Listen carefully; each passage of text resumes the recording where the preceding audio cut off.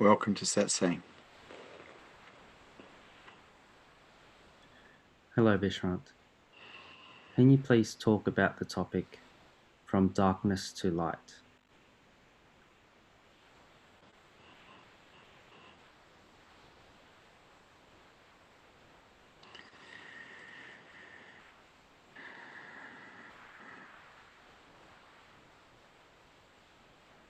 It's a metaphor. The darkness is basically dream. And in that dream, people believe that they are somebody that has been somewhere and is going to go somewhere. And it's just a dream. You take away your imagination and the dream doesn't exist. And we all know that imagination is not real. And so the dream that people have of themselves, their past, their future, they're analysing, this is the darkness. The light is awareness, consciousness, beingness, whatever you want to call it, it is our true nature. And it is always here, it is just covered from perception by dream. And so the journey, if you like to call it a journey, which is not true either, is from darkness to light, is simply leaving the dream, turning awareness onto itself so consciousness knows itself. And this is the light, because this is the truth of who and what we really are. The dream, which is imagined by the mind, is not who we are. But most human beings are identified with the dream, with their mind, with their body. And so, in a way, it could be said they are locked in darkness because that's where their awareness is at. Spiritual awakening, enlightenment, is knowing self as beingness, pure awareness, pure consciousness. This is light in comparison. And so the seeker comes from the darkness, comes from dream, and is looking for the light of enlightenment. By turning that is aware of the mind back onto itself, that light is revealed. At the same time, it is clearly revealed that the dream and the identity of the I is not real, and so it cannot be believed to be self. This process, in a lot of ways, is difficult because the mind and its dream are basically a survival mechanism, and as such, it defends itself. And so, in its constant contracting to the world, resistance to the world, awareness stays locked onto it. Even the attempt to turn awareness back to itself can be thwarted by a mind that is contracting against the world, because then awareness goes back to the mind. And so the work for the seeker is an undoing process, undoing the mind, undoing all of the things that create resistance and contraction that attract awareness. And so in Buddhism, we talk about developing an equanimous mind. That is a mind that will stay level no matter what is happening. And that is absolutely possible. We look at our mind, we witness our mind, and we undo everything that causes contraction. We undo the belief systems. We take down the defense systems. And we walk through the world in a vulnerable way. But this is not natural, and this is the problem. It is natural for us to be contracted and live in resistance to some degree. This is natural. This is survival. And so those who have gone beyond that have gone against nature and won. And this is why enlightenment is relatively rare, because the survival mechanism that calls itself I needs to learn surrender, which is against survival. there's the trap. There's the problem. You're going against the default program of survival by practicing acceptance, surrender, let go. And it's difficult. It takes a fair bit of work to develop a consciousness that is high as opposed to one that is low. The one that is low is constantly in resistance to the world, contracting and going into story. The consciousness that is high, we're talking consciousness of the mind right now, doesn't contract, doesn't go into resistance, stays cool. From this level of consciousness of the mind, it is possible to turn awareness back onto itself and for awareness to stay on itself. And if it stays on itself continuously, this is enlightenment. From darkness to light. Any questions? Any statements? Any challenges to this teaching today? The first question is, how can people who live in darkness start to find or see the light? For me, I had to go and live in America with an awakened master, Osho Rajneesh, because the dream seemed so real. It was very hard to not believe that I was a somebody that had been somewhere, that was going somewhere, that analysed things. It wasn't until I sat in the presence of an awakened man and found myself disappearing as an I completely, and there was just space, that I realised, hey, I can't be an I, because I'm here, but the I is not. And so for me, it was the presence of an enlightened master who I had tracked down and gone to America to live with at Rajneeshpuram in Oregon, America, in 1984. And that was the beginning, in a lot of ways, of my spiritual life. I had started it before that, but it wasn't until then that it really got going, when I recognized clearly that I was not the mind and that this I was a fraud.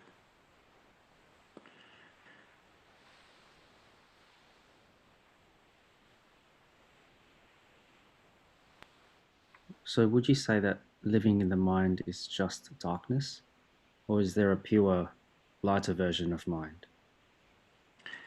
Okay, so I'm sure that people would like to hear that there's a lighter version of mind.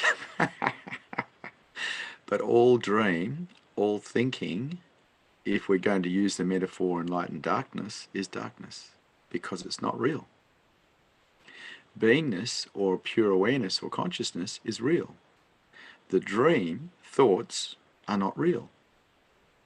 And so awareness being light, dream being darkness. There is no light in dream.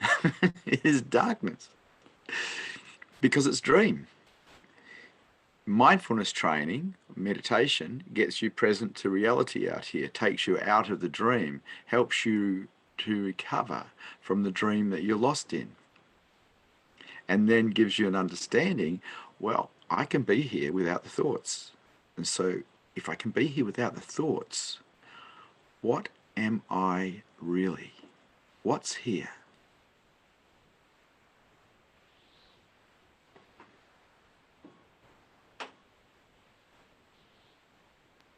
The following question is from Savi. She writes, Buddha said, thoughts become objects. What was he referring to?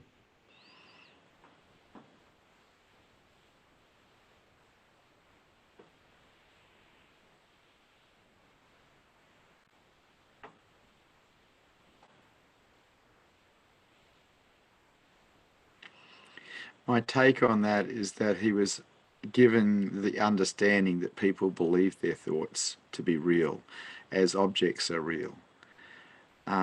The ability to discern the difference between what is real and what is not takes a fair bit of practice.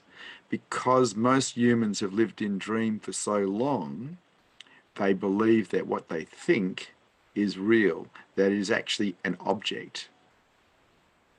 My understanding is very clear. No thought is real. There is no object. What is real is pure awareness, pure consciousness. And that cannot be described, but the closest is probably just vast nothingness as self. That's not an adequate description either.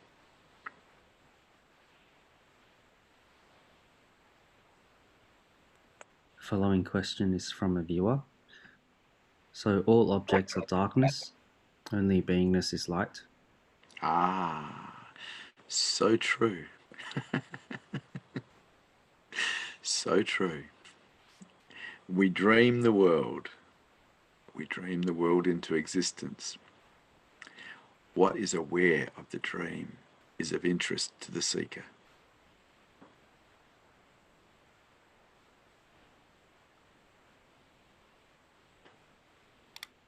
The Buddha's last teaching was supposedly be a light unto yourself.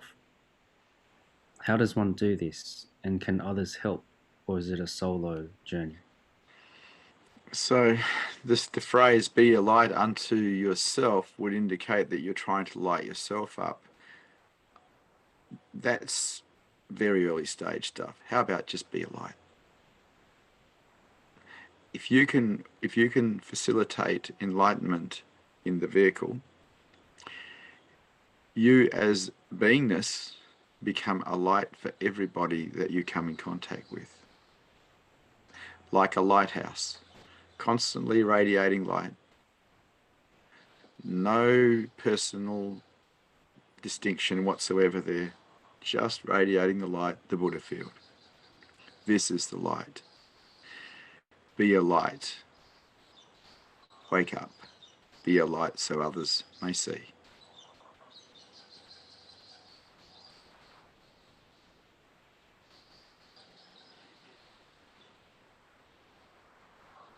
So you're saying to become a light so that others can see. Was this your motivation for enlightenment?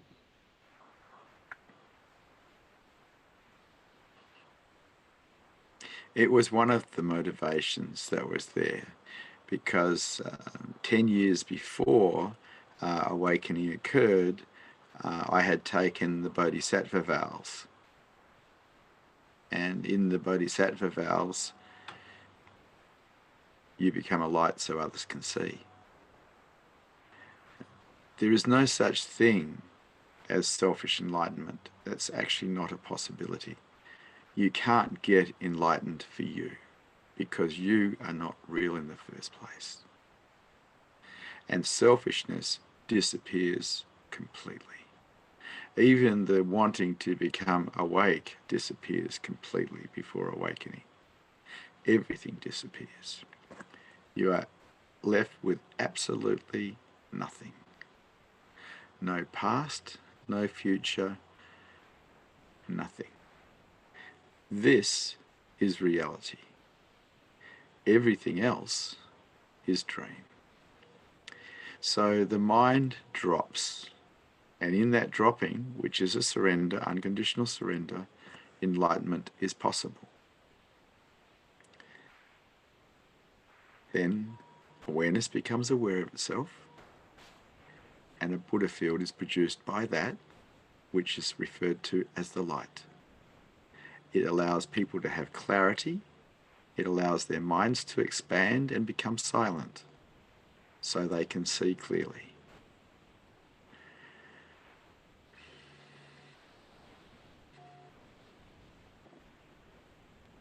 The following question is from a viewer. If time is a mental construct, is space also a mental construct? Take away your thoughts and answer the question. Time is definitely a mental construct. There is only now. Shut your eyes. What space? Without any thought, without imagination, what space? There is just here and now. Now, awareness on awareness, vast, vast nothingness. And out here, love. So much love. But this cannot be described by words. It cannot be. It has to be known. And so the endeavor is to turn that is aware of the mind back to itself. So awareness becomes aware of itself, or consciousness becomes aware of itself. And then there is a knowing from the mind's perspective of what it all is, but that knowing can't be described because it's infinite. We don't have reference points to describe it. Everything we describe from an ego-based reality has reference points, so we can understand what we're describing. There are no reference points in beingness because it is everything. It is a totality. It is omnificent. Yet sages for thousands of years have attempted to try to describe it, but they can't. You have to find out for yourself through your investigation.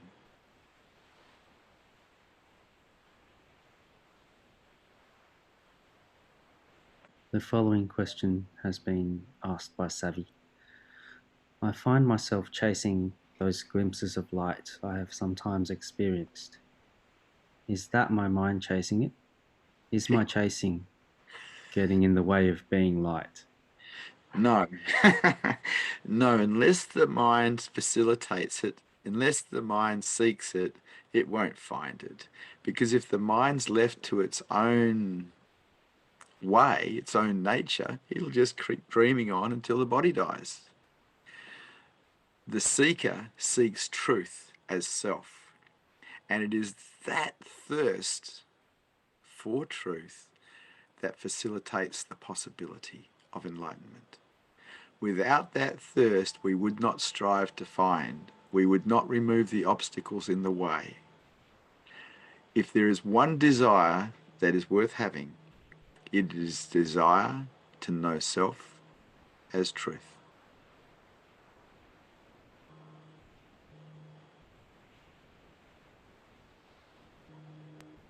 The following question is from a viewer. If I dream the world into existence, when do others and I experience suffering? Am I creating the suffering that exists within and around me? And when I realize I am suffering, I'm sorry, but I'll only answer one question at a time. I'm quite prepared to answer any question, but I'm not prepared to be bombarded by questions. Just one question at a time, please. okay, I'll ask the first question. Am I creating the suffering that exists within and around me? Totally. You are totally 100% responsible for your suffering because every human being suffers pain, experiences pain. That's a better way of putting it. Experiences pain. We only suffer when we resist that pain or that discomfort. It is our resistance that creates the suffering, not the pain. And that needs to be clearly understood. Pain is just pain. Suffering occurs, whether it's emotional or physical, suffering occurs when we go into resistance to that pain. It is our resistance, which we are responsible for, that creates suffering. And so we are 100% responsible for our suffering because we supply the resistance. And we have a choice. We don't have to do that. We can start accepting life as it is. We can start accepting pain as it is. We can be willing to be with it without resistance. It's a choice. The next question is from Terry on Facebook. Oh, sorry. I forgot the second question of the last question. When I realize I am suffering, why is it so challenging to end the suffering? You're programmed to resist. You've been programmed to contract against pain. You've been programmed to.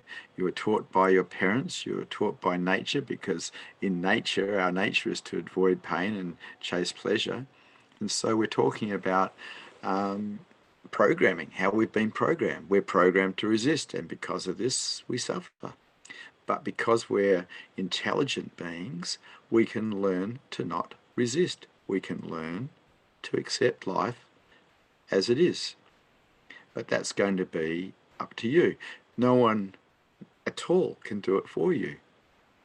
As your consciousness levels rise, you see that your resistance is caused by you, not by what's happening out there. And in that, you can choose to not resist. You can choose to accept life as it is. Suffering ends. Pain doesn't end, because having a human body and being in the world, there is pain. But suffering ceases to exist because you are no longer resisting life.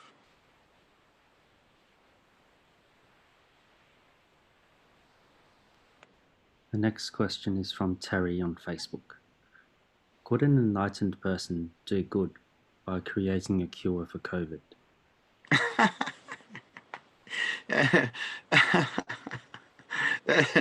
Oh, wow. You don't enlighten. Enlightenment is just awareness, aware of itself. After awakening, you might be lucky that you can even talk, let alone do anything. People project a great deal onto people who are awake that is not there. Anyone on the planet can wake up. Anyone. Awareness can become aware of itself and stay aware of itself. That person may have no skill in communication, and so they'll probably go mona. Mona meaning silent. They'll still be radiating beingness, because that's what happens when awareness is on awareness or consciousness is on consciousness. A Buddha field is produced. But as far as doing anything else in the world, who knows? Depending on what skills you had before awakening, if they're going to be used, if anything at all. I remember when enlightenment started to occur, I just sat still for 6 months, 18 hours a day, practically doing nothing, staring into space, profoundly content with everything, no motivation to do anything. You see, one of the things that occurs is your mind gets to see the perfection upon perfection upon perfection of everything as it is. The only motivator that I could find to move out and to do anything with people was love. All other motivators had dropped. And because love was present, how that affected this mind was it wanted to help people. It wanted to see if it could help people out of suffering, help people become more conscious, help people become enlightened.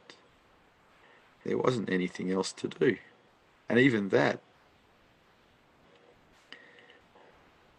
it was nice to sit still and do nothing. So this idea of going out and saving the world is how it's meant to be. There's no mistakes. It's perfection upon perfection upon perfection.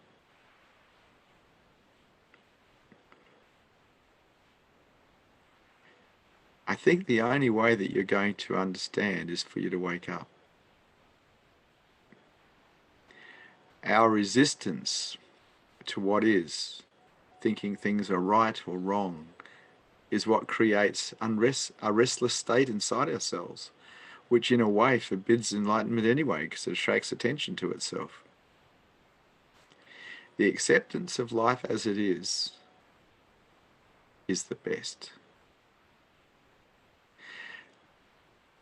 You don't have to agree with what's going on, but acceptance is a requirement if you're interested in raising your consciousness levels, if you're interested in enlightenment.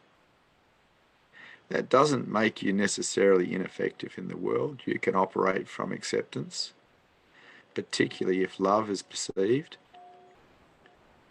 because love will have you be in service to everybody until you die, because that's how the mind is affected by it. It just loves to take care of people. Surrender unconditionally and find out for yourself.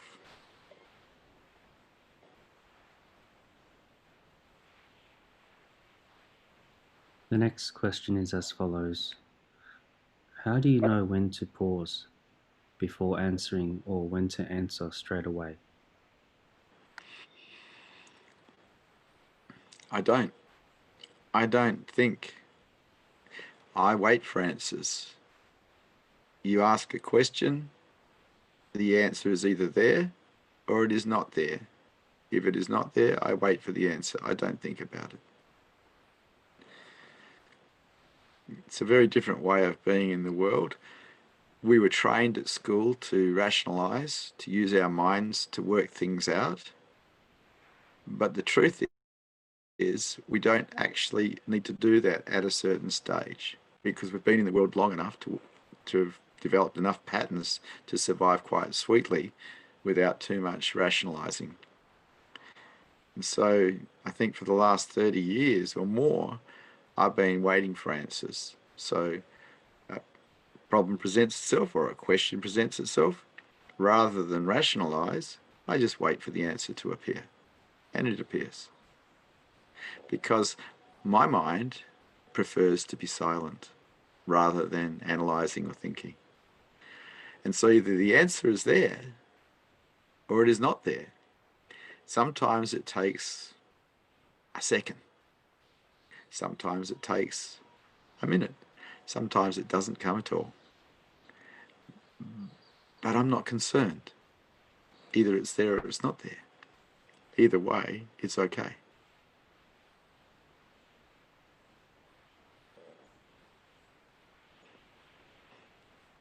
The next question has been written by Kirti.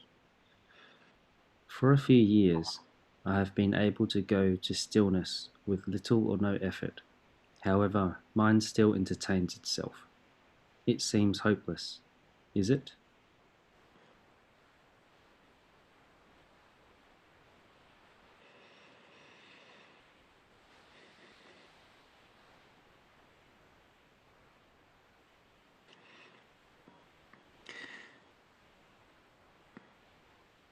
I don't like hope. It's a dream about later. What I know works is self-inquiry and not touching the mind. The mind comes, you don't touch it. You don't entertain it. You develop a habit of not entertaining the mind because you currently have a habit of entertaining the mind. To change a habit, we need to introduce a new habit, a new pattern. I'm never going to suggest to people that this is easy. But my practices towards the end were simple. Self-inquiry and don't touch the mind. And basically I got this from reading the Review Gita. To abide as self and not touch the mind. So you find the silence, you find the stillness, you find that space, the mind presents itself, don't touch it. This is a very high teaching.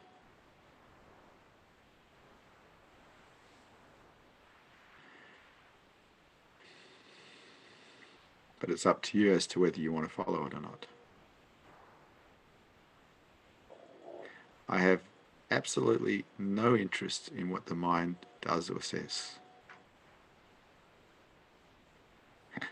The mind here loves silence and it loves stillness.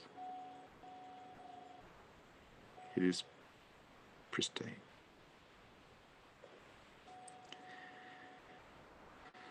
One of my teachers, a man called Vartman, used to tell a story about not touching the mind. He said, you're walking along in a park and you tread in some dog poo and it gets on your shoe and it smells.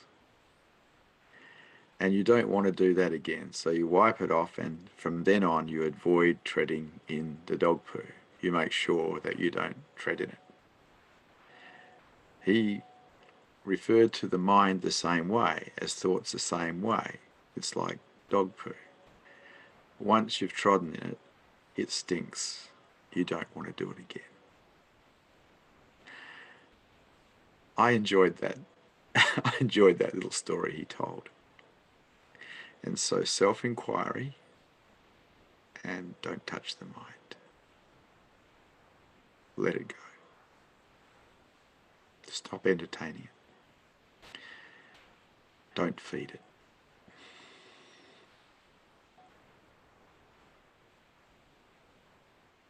The next question is from Satya.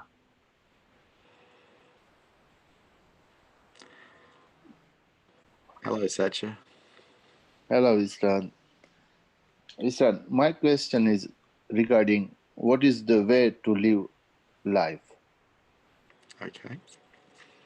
How's India today? Yeah, it's beautiful, and nowadays winter just started, so yeah, it's good. But yeah, there is only one problem: it's just coronavirus. That's all. Yeah, yeah. There's only one way that I know that life is worth living. I mean, you can live life in many ways, but there's only one way that I know that life is worth living, and that is the way of the heart, because that is beautiful. And for that to occur for a human being, they have to be open, because it is only really in openness and undefendedness that we perceive love. And when we perceive love, it affects our mind in a way that we want to serve others, serve the planet, serve the animals, serve everything, because this is how love affects the mind. And this is the way of the heart. And this is worthy of giving our attention to. It's worthy of service.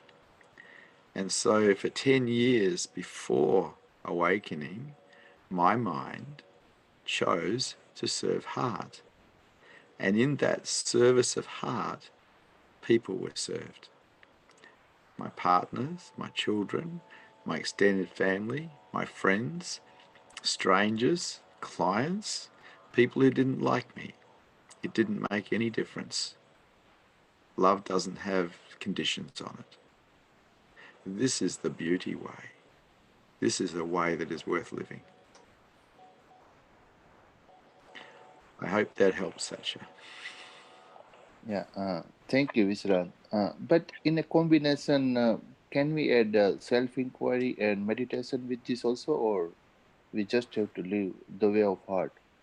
No, the way of the heart is like the way to higher consciousness is like a bird, and the way of the heart is one wing. The other wing is the wing of discipline, self-inquiry, meditation, mindfulness. And so there's two wings to make the bird fly in the marketplace. The way of the heart, one wing, discipline, the other wing. You see? Thank you, Vishrant. Fly high, Satcha, fly high.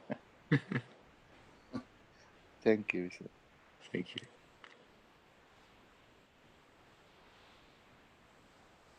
The next question is from a viewer. Can you explain how you accepted or surrendered to primal survival mechanisms like tall heights? Do you not feel that fear anymore? I had I had vertigo up until awakening. Vertigo is an unreasonable fear of heights, and I discovered it when I was a boy, because I used to like to dive off the top of a swimming pool tower that was 30 feet off the pool. And every time I'd go up the ladder to go up this 30 feet, my limbs would turn to jelly. But I would go up and dive and up and dive over and over again because I was trying to defeat the fear. I never achieved defeating that fear. Vertigo remained with me my whole life until I was 45 years old.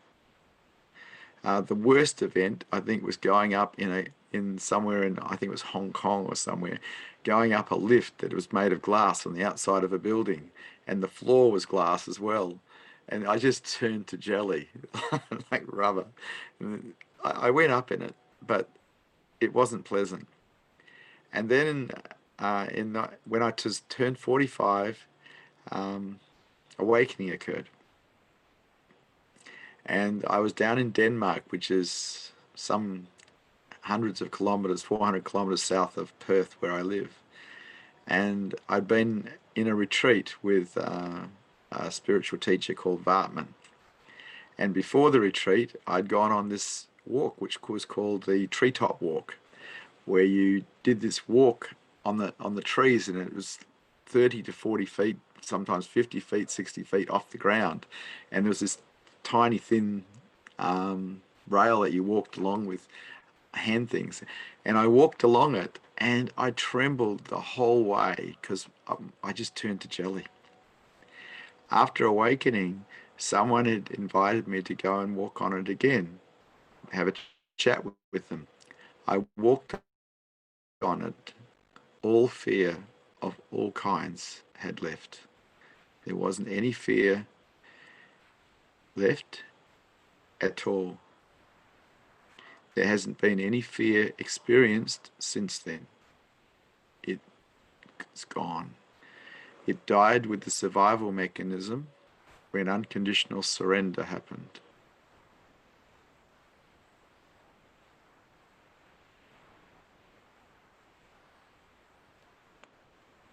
The next question is from a viewer. If the world is perfect, what is the purpose of COVID? What is the purpose of any virus? What is the purpose of any bacteria? They're just trying to live like you are. Isn't it? Look, I've studied this for so long. What is the purpose of life? And I still come up with to live. There is no other purpose. Life itself. And we might look at bacteria and viruses as the enemy, but they're just trying to live too. Yeah. They're just consciousness in a different form, trying to live as well. Everything is consciousness. All is one. The purpose of COVID, it's just a virus that is trying to live. And it's devastating, I think 2 to 3% of the people that it gets into. It's killing them. Not to mention the damage it does to other people that get it. But interesting enough, have a look at what the human population is doing to the earth. Isn't it something similar to what the virus is doing? But I think we're wiping out way more than 2 or 3%. The only thing that's going to save this planet is higher consciousness. Yet, not that many people are going for higher consciousness. And so, the purpose of the coronavirus, life. The purpose for human beings, life. The coronavirus destructive in that human beings die, that's tragic. Human beings destroying our planet's atmosphere, destroying our climate, tragic.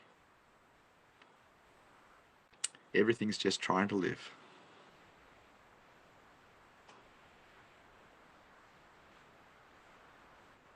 The following question is from a viewer. What is love? How do I know when I'm experiencing real love? Good question. In my experience, I didn't experience true love until I was 33 years old. I thought I did. I thought the caring I had for my partners, for my family, the kindness, the generosity that I thought that was love. I also thought my attachment to them was love, and my bonding, chemical bonding to them was love. So I had all these ideas about what love was, and I thought that I knew what love was because I had felt all these things. But it wasn't until I was lost at sea, 60 miles off the coast, in a boat had sunk, and I was lost in the water for 18 hours with a friend, my girlfriend, and we were being circled by sharks. And it wasn't until I looked over to her and felt the regret of not checking the weather properly before we went out and realizing that she was going to die as I was, that something happened and something opened in me, and it was love.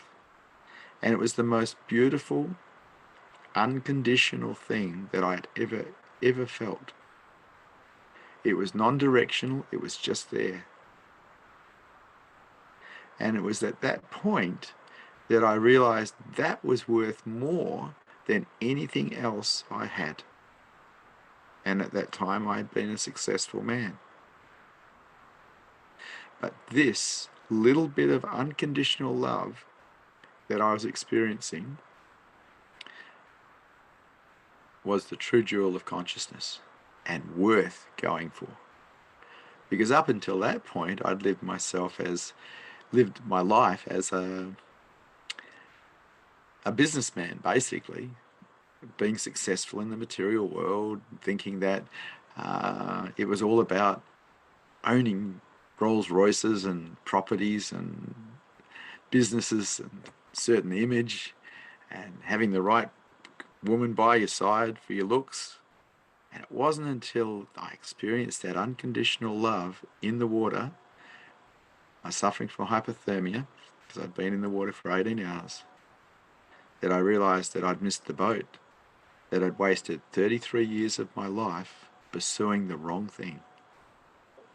And it was in that year that I walked into my companies 9 months later and gave them to my staff so I could go on the road and pursue my heart.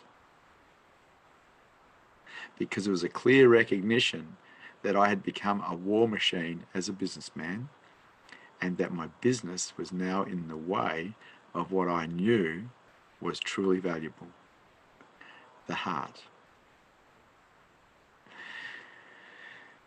So I don't know the answer to your question, whether you perceive love or you don't perceive love. I do know this, that the perception of love occurs in openness, not closure, not defendedness, but openness. And the more open we can be, the more perception of love we can have. The thing about being wide open is there's very, very little of you in the picture at that stage. So the obstacle's not there. Openness counts for everything. And it's up to you. You're the one who closes yourself. You're the one that resists life. You're the one that's defended. It's up to you to undo you so you can perceive the beauty of unconditional love.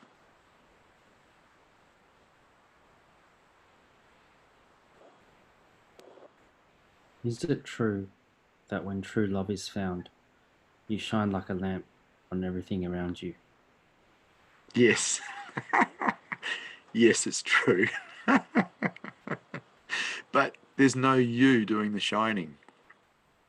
There's an absence of you. It is true there is a light, a love light. It's true. But that's because the obstacle has been removed. the thing that contracts, the thing that dreams is gone. There's an absence of you as an I. You are still here, but without the I. And then there is just love.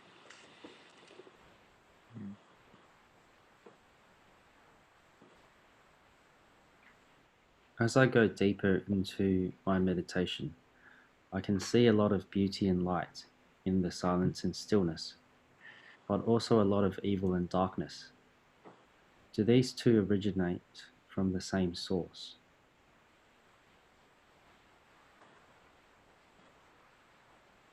Can you ask that question again, please? As I go deeper into meditation, I can see a lot of beauty and light in the silence and stillness, but also a lot of evil and darkness. Do these two originate from the same source? Okay. Probably not. Mind you, everything originates from beingness. But if we go into it more precisely, the idea of evil, if we take away selfishness, there is no such thing as evil. Evil exists because of selfishness. And so as we move through the world, as we become less selfish and more selfless, evil disappears inside of us. Unfortunately, we live in a world that is quite selfish in a lot of ways. Capitalism is a very selfish pursuit, and we live in a capitalistic country. Selfishness is promoted through our newspapers, through our television media, through Facebook. People take advantage of our self-obsession, making us unhappy so they can sell us products to make us look better. In the name of taking care of self, we hurt other people, because if we're selfless, we don't do that. The way of the heart really happens as a result of a lack of I. In other words, no selfishness. And this is a beautiful way to live. But you've got to decide to serve heart. You can't just think, oh, I'd like a way of the heart. That would be a nice way to live. No, you actually have to consciously decide to serve heart, and then do whatever it takes to serve heart. And part of that is letting go of selfishness, letting go of what would cause evil on the planet.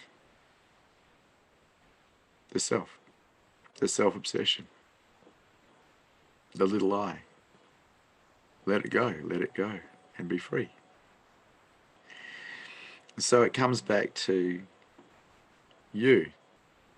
You see, if we look at different things, selfishness comes from the mind. If we look at light, it comes from awareness, being aware of itself. So they're kind of two different things, but ultimately they're not, because everything comes from beingness, or the great Tao. Everything comes from it, the great mother. It's up to you.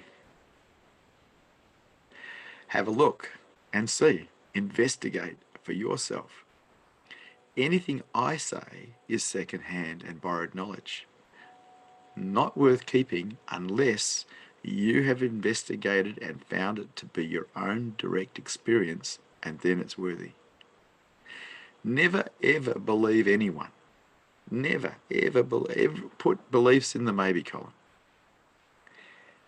Check it out for yourself. Find out for yourself. Know for yourself through your own direct experience what is true and what is not true. This is the way of the seeker.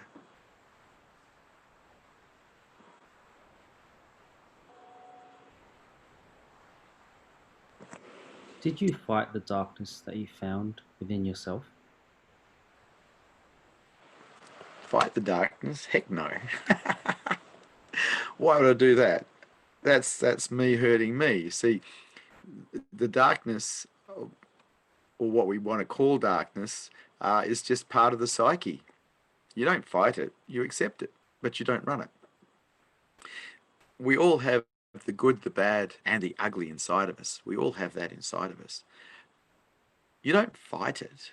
You accept it. You just don't let it run because it might hurt someone.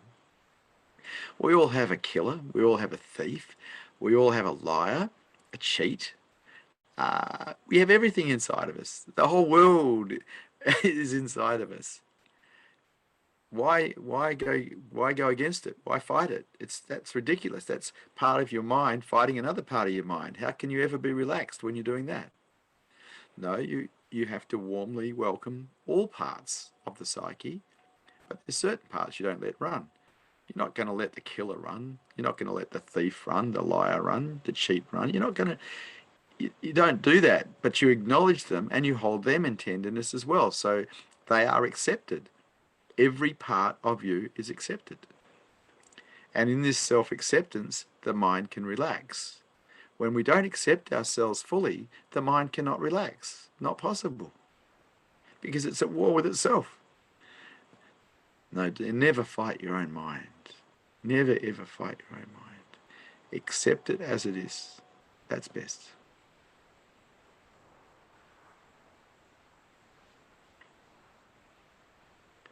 I experience your energy field as being light. Sometimes people have described seeing light in the Buddha field. Why does this feeling or seeing of light occur, and how to facilitate it more? Facilitate seeing it or facilitate creating it? Look, when awareness is on awareness, there is a Buddha field, and some people perceive it as light. Some people perceive it as just an expansion of mind. Some people experience it as silence. Some people experience it as beauty. Some people experience it as love. Some people don't experience it at all. You want to facilitate it. Surrender your life to truth. Surrender unconditionally to truth and give truth your life. That works.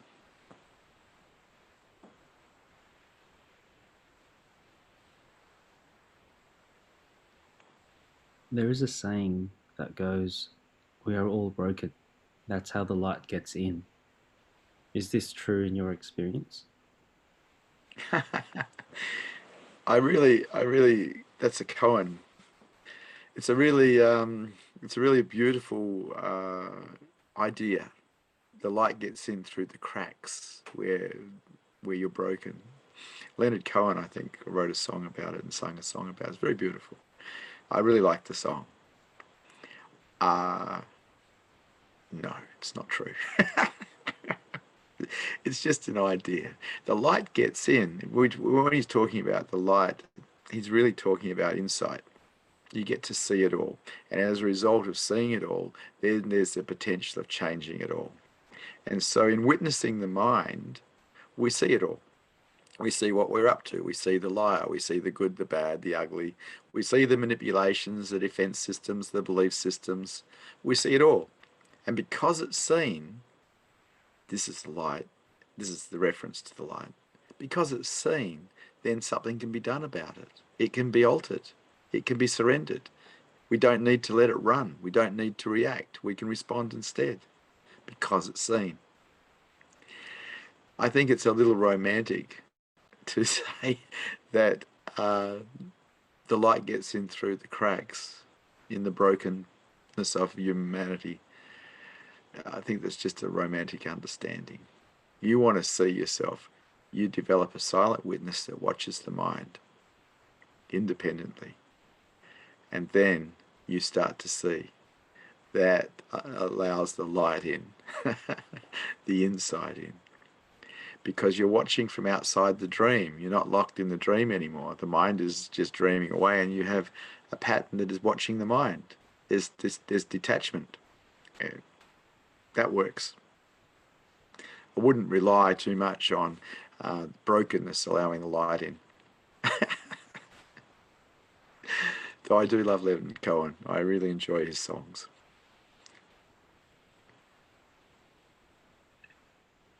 I've heard you say that an awakened teacher is like a flash of lightning that lights the path.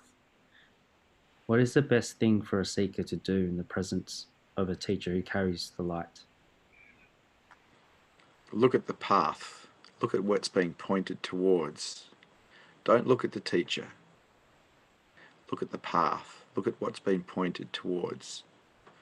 See what needs to be done while the light is there. So there's a story about two men being stuck in the jungle and they're lost. They're lost in the jungle and they can't get out.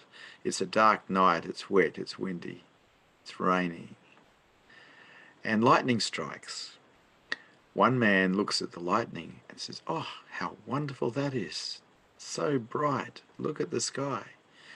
The other man looks at the path and sees the way out. Always be the man that looks at the path to see the way out. Forget about the lightning. People get caught up in looking at the teacher, admiring the one the light's coming from, and they miss where the teacher is pointing. Always look where the pointing is occurring.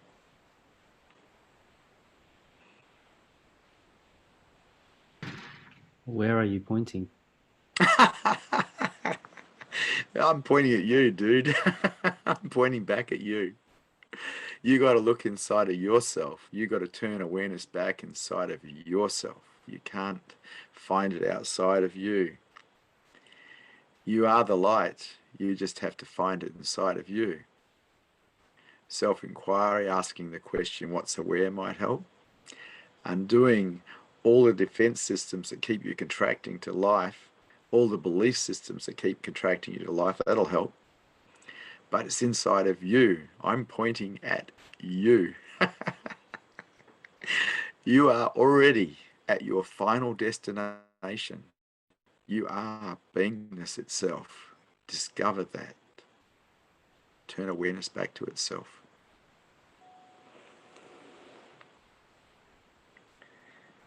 Thank you for Satsang. Good to see you brave hearts here today.